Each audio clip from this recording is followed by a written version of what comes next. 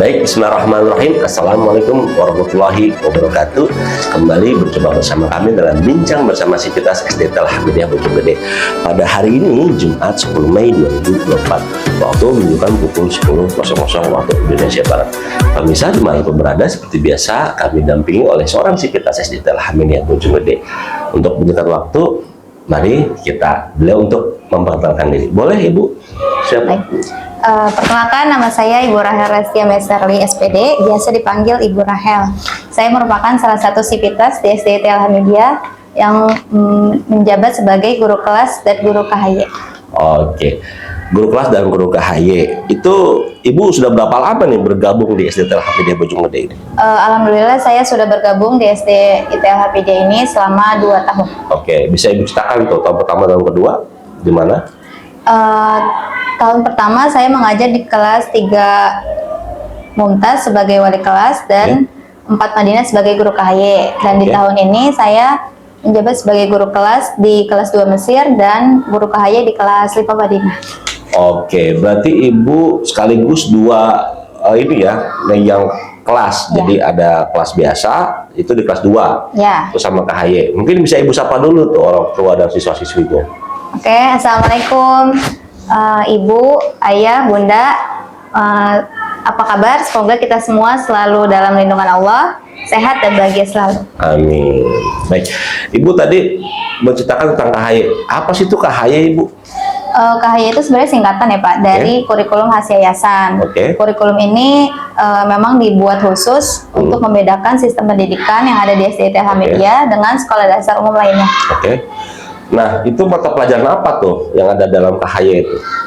Di dalam pelajaran KHY ini diutamakan keagamaan ya Pak. Di antaranya itu akidah akhlak, Quran hadis, fikih, dan sejarah kebudayaan Islam. SKI itu ya kalau. SKI. Nah, ini kalau misalnya KHY itu dilaksanakan tuh kapan itu waktunya? Untuk kelas bawah dan kelas 1 itu berbeda ya Pak pelaksanaannya. Kalau kelas 1 dan 2 itu karena memang mereka pulangnya lebih awal, jam 11.30, jadi jam KHY-nya dimasukin ke jam digabung dengan pelajaran umum. Tapi kalau untuk kelas 3 sampai kelas 6 itu memang dipisah. Jadi mereka dari pagi sampai siang mempelajari pelajaran umum, dilanjut jam 13.00 sampai 14.00 itu mereka belajar KHY. Berarti Ibu kan mengajar kelas 2 nih, itu sekaligus dengan KHY gitu ya? Ya, kalau kelas bawah guru kelas dan guru KHY. Tapi kalau misalnya kelas 5 itu memang jam 2 gitu? Ya, jam 1 sampai jam 2. Sampai jam 2, luar biasa. Jadi memang berarti full ya Bu Rahel ini di sini ya kegiatannya. Nah, ini ya ada istilah murid yang masih bawah gitu ya, kelas 1, kelas 2. Nah, ini Ibu nih guru tergolong muda nih. Ini apa nih tantangannya nih dalam ABM kegiatan belajar mengajar?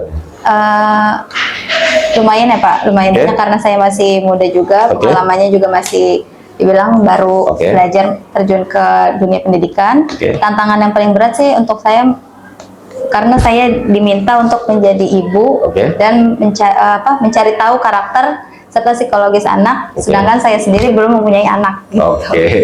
Jadi seolah-olah udah menjadi ibu gitu ya, padahal Ibu sendiri masih muda gitu kurang lebih. Terus itu bagaimana tuh cara Ibu mengatasinya tuh? Tentu cara mengatasinya dengan belajar lebih banyak lagi. Walaupun waktu di jam saya kuliah itu, waktu saya kuliah dipelajari, tapi kan itu hanya teori. Sedangkan sekarang mengalami prakteknya langsung gitu, dan teori serta praktek itu kebanyakan yang berbeda gitu. Jadi kita tetap belajar dari pengalaman, apa yang udah kita alami itu dijadiin pelajaran terus. Terus saya juga belajar tidak hanya menjadi guru untuk mereka, tapi juga menjadi teman agar mereka nyaman, bisa cerita apapun ke saya gitu. Terus ketika ada kejenuhan dalam sekolah, dalam belajar, kita bisa cari hal-hal yang membuat mereka tidak jenuh. Selain ice breaking dan games, biasanya sih saya juga ngikut ikut tren-tren yang sedang berlangsung aja. Nah, itu kan Ibu sudah punya pola nih. Lalu kalau untuk mengevaluasi bagaimana tuh Bu? untuk capaian target, kalau istilah kita KKM ya, itu bagaimana tuh cara Ibu? Tentu kita kalau kelas bawah sama kelas atas kan pasti berbeda cara mengajarnya ya Pak.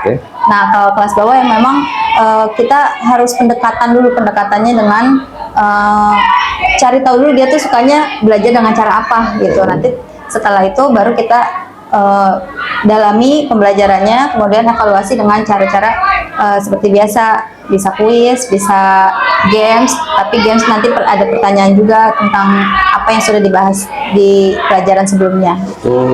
Gitu ya. Nah, ini apa Ibu sudah menceritakan bagaimana cara membuat yang tadinya jenuh tapi nggak jenuh, ada ice breaking tadi, terus Ibu sudah menceritakan manfaat apa ini KHY gitu. Nah ini manfaat KHY apa nih Bu? Menurut saya sangat banyak ya Pak, karena kan mereka di sekolah dasar ini mempelajari banyak dasar, banyak yang belum mereka ketahui. Jadi ibaratnya otak mereka masih kosong. Nah, dengan adanya pembelajaran agama ini itu menjadi dasar untuk mereka tahu apa kewajiban mereka dalam agama mereka. Kemudian apa yang harus mereka hindari, apa yang harus mereka tidak lakukan gitu. Jadi mereka tahu kewajiban dan larangan untuk diri mereka pribadi. Jadi memang di SDT Hamidiah ini jadi double penetrasi ya untuk pelajaran agama ya, selain yang sudah ada di paginya, di dalam juga dengan program KHY tadi gitu ya. Luar biasa pemirsa di Rumah Ibadah. Saya kira demikian. Ini pertanyaan terakhir mungkin. Ini apa nih harapan Ibu Rahel nih terhadap SDT Hamidiah Bojonggede ini? Saya berharap pasti yang terbaik ya untuk SDT Alhamidiyah ini terus berkembang, menciptakan generasi unggul, generasi yang berakhlakul karim. Amin. Demikian pemirsa perbincangan dalam bincang bersama SDT Alhamidiyah Bojonggede pada hari ini. Sebelum saya tutup, ada yang mau Ibu sampaikan lagi nggak kira-kira? Ada sih sedikit Pak. Jadi kan saya karena mengajar di kelas 2 Mesir, kan anak-anak masih kecil ya Pak. Tapi kita kan sering ada membuat video dalam kegiatan atau membuat tren-tren yang sedang terjadi gitu. Nah saya karena mereka kelas bawah, jadi kalau kelas ini saya membuat akun TikTok dan akun Instagram untuk mereka. Itu tujuannya sih untuk ketika mereka besar bisa melihat kembali kejadian-kejadian waktu dia waktu masih kelas 2 gitu. Kalau kelas atas kan mereka memang sudah pada punya ya Pak, udah pada punya akun TikTok dan Instagram, tapi karena mereka sudah dewasa jadi yang membuat muridnya gitu. Kalau saya karena anak-anak masih kecil jadi saya yang membuat gitu. Luar biasa. Jadi ini guru bisa dibilang sebagai pendahulu nih ya, trendsetter. Padahal sekolah sendiri dalam proses transformasi digital nih. Jadi tapi Ibu sudah mendahului itu ya kurang lebih gitu. Enggak mendahului sih Pak, membantu aja, membantu. Gak apa-apa, gak apa-apa. Jadi memang sekolah itu di tahun 2024-2025 itu memang akan setiap guru ya, atau bahkan setiap PTK, tenaga pendidikan dan sebagainya itu dikasih akun untuk bisa mengeksplorasi dan juga bisa apapun lah yang kira-kira dapat masuk di upload dalam media-media sosial, entah itu Facebook, YouTube, bahkan ya kira-kira yang tren apa gitu bisa ditampilkan. Dan memang akun-akun tersebut nanti yang bertanggung jawab ya para guru-guru tersebut. Nah termasuk nanti ini Bu Rahel gitu ya, yang sudah mendahului nih. Itu nanti bagaimana tuh, ada 2 akun jadi ya gimana tuh Bu Rahel? Enggak sih, kalau yang sekarang sudah saya buat memang bukan hanya untuk kenang-kenangan aja gitu. Karena kan saya mengalami sendiri, karena dulu kecilnya belum ada sosial media, jadi tidak ada kenang-kenangan apa-apa gitu. Kalau ini memang saya buat untuk mereka bisa mengenang masa-masa mereka sekolah gitu. Iya, kalau dulu ada tuh namanya foto hitam putih tuh, kalau dipoto lama gitu, tegak dulu gitu, kurang lebih gitu. Saya kira demikian pemirsa. Syuting seperti biasa, tidak ada editing, jadi dari awal sampai akhir berjalan apa adanya, dan maka itu ada kealfaan dan kesilapan. Kami mohon dimaafkan tentunya. Dan mau disapa lagi nggak? Udah nih, cukup. Udah. Cukup. Demikian khususnya kelas 2 dan kelas 5 tadi ya. Ya, billahi taufiq wal hidayah. Wassalamualaikum warahmatullahi wabarakatuh.